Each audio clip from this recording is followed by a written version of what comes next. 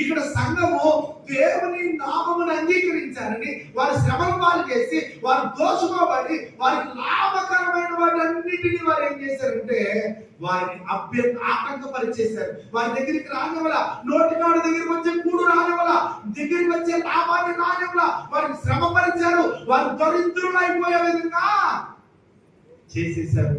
ఇదంతా కేవలము వారు దేవుని నమ్ముకున్నారనే పేరు, వారు క్రైస్తవులనే పేరు వలన వీరికి ఈ వ్యాపారం ఇవ్వడానికి, వీరికి టెండర్ ఇవ్వడానికి వీల్లేదు, వీరికి ఈ లాభం రావడానికి వీల్లేదు, వారు తినడానికి వీల్లేదు అనే యొక్క పగ, ప్రతీకారం వారిని ధనవంతుల్ని, ఐశ్వర్యవంతుల్ని నష్టపరచడమే కాకుండా దరిద్రులుగా చేసింది. అయినను వారి విశ్వాసంలో ఏమాత్రం వెనక్కి వాళ్ళు. కానీ మనం ఎలా ఉంటుందో తెలుసా? దీనికి భిన్నం.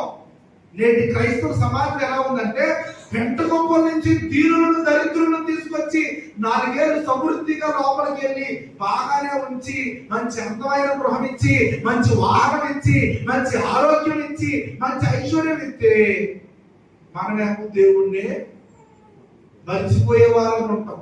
పెంట గొప్పల నుంచి దీనులను తీసుకొచ్చి ఐశ్వర్యవంతులుగా చేస్తే మనం మర్చిపోయి దేవుడంటే తెలియని విధంగా, దేవుడంటే అసలు నాకు ఎవరో సంబంధం లేని విధంగా, నాకేంటంటే ₹1,00,000 ఆస్తి ఇచ్చాడు దేవుడా, బ్లాంక్ బ్యాలెన్స్ ఇచ్చాడు దేవుడా, సమృద్ధిని ఇచ్చాడు దేవుడు, తిన్నా కూర్చున్నా తరగని ఆస్తి దేవుడు.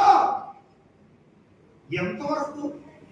దేవుని కనపరిచేంత వరకే, నిన్ను నీవు తగ్గించుకున్నంత వరకే. దేవుని విషయంలో ఏ మాత్రం నీ ఐశ్వర్యం గొప్పదే.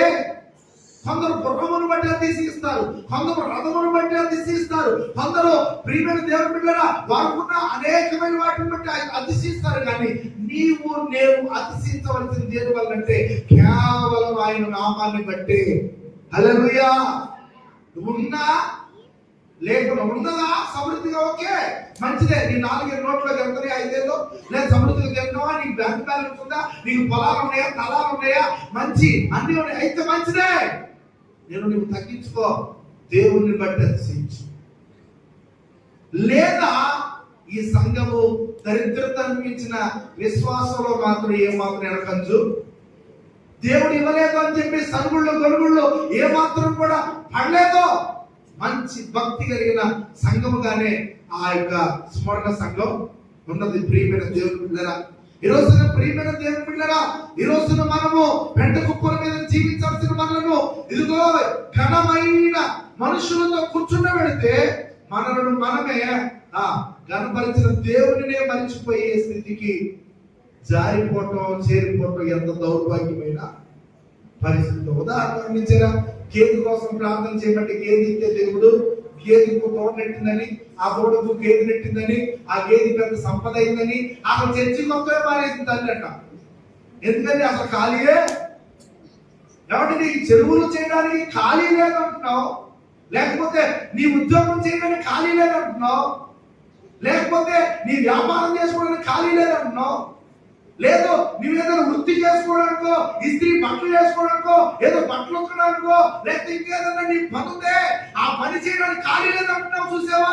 ఖాళీ సాంతం ఇచ్చేస్తే ఏం చేస్తావు? ఆ వ్యాపారంలో పడిపోయి ఖాళీ లేదంటున్నా, ఆ వ్యాపారం తీసేస్తే ఏం చేస్తావు? అసలు కూలి పని అసలు ఒక్కరోజు కూడా ఖాళీ లేదంటున్నావు, నీకు ఆరోగ్యమే లేకపోతే ఏం చేస్తావు? ఆలోచించు. ఖాళీ నీకు లేకపోతే ఆయన ఇచ్చేస్తాడు, నీకు ఖాళీ. హల్లెలూయా.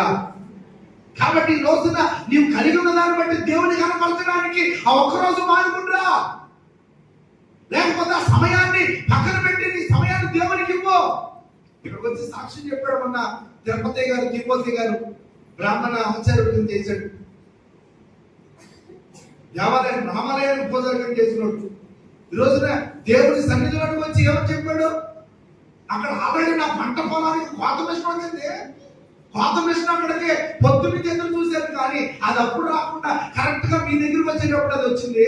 అది నన్ను అభ్యంతరపరుస్తుందని తెలుసు, నేను దేవుని సన్నిధికి వెళ్ళకుండా ఆటంకపరుస్తుందని తెలుసు. నేను వారందరికీ ఒక మాట చెప్పాను, ఏమనంటే ఆ మిషన్ వెళ్ళిపోదు, లాస్ట్ రోజు అది వెళ్ళిపోతారంటే 1 గంట 2 గంటల నుండి అయిపోతారంటే నా దేవునికి మించి పనికి మించింది ఏది అక్కర్లేదు వచ్చేసాను. ఈ రోజున మిషన్ కాకపోతే రేపు పొద్దున కష్టమైన మనుషులతో చేయించుకుంటాను. దేవుని కొరకు నష్టమైన నేను భరిస్తానని వచ్చాడట. ఆయన ఫోన్ చేసి చెప్పాడు.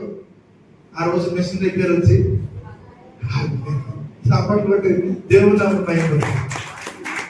ఇప్పుడు అది రిపేర్ వచ్చిందంటే రెండో రోజు ఖచ్చితంగా అక్కడ పనులన్నీ చేసుకుని వెళ్ళాల్సిందే. ఆపేసేవాడు ఉన్నాడండి. సూర్యుడిని ఆపేసేవాడు ఉన్నాడు, చంద్రుడిని ఆపేసేవాడు ఉన్నాడు, కాలాన్ని ఆపేసేవాడు ఉన్నాడు.